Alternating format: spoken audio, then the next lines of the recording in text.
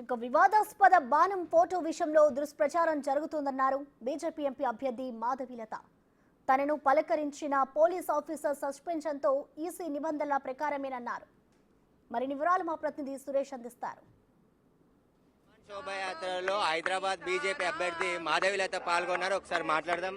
శ్రీరామనవమి శోభాయాత్రలో మీపై కేసు నమోదు చేయడం జరిగింది. ఒక వర్గాన్ని కించపరిచే విధంగా మాధవీలత బాణం ఎక్కువ పెట్టిందని చెప్పేసి కూడా కేసు నమోదు.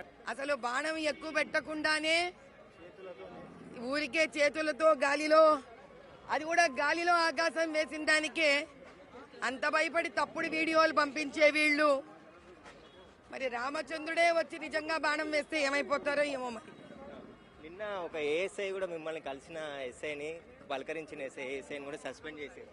అది ఎలక్షన్ ప్రోటోకాల్ అయినా మనం మాట్లాడే విషయం కాదు. అది సీతారాం శ్రీ సీతారాం. ఈ సంవత్సరము రామచంద్రుడి ప్రాణ ప్రతిష్టాపన జరగడము, 500 సంవత్సరాల కరసేవకుల బాధల తర్వాత, త్యాగాల తర్వాత రామచంద్రుడు మనకి అయోధ్యలో ప్రతిష్టాపించబడడం, అలా ప్రతిష్టాపించబడ్డ రామచంద్రుడి అయోధ్య స్వరూపం తర్వాత శ్రీరామనవమి మనకి రావడం, దేదీప్యమానంగా మనం జరుపుకోవడము, ఆ తర్వాత మనకి హనుమత్ జయంతి కూడా వచ్చిన తర్వాత ఈ దేశంలో రామరాజ్య స్థాపితం అయ్యే ఒక అద్భుతమైన అవకాశము, భగవంతుడి ఆశీర్వచనము మనతో ఉండడం మా అందరి అదృష్టంగా భావిస్తున్నాము. ఆంజనేయ స్వామి అంటే సర్వగుణ సంపన్నుడు.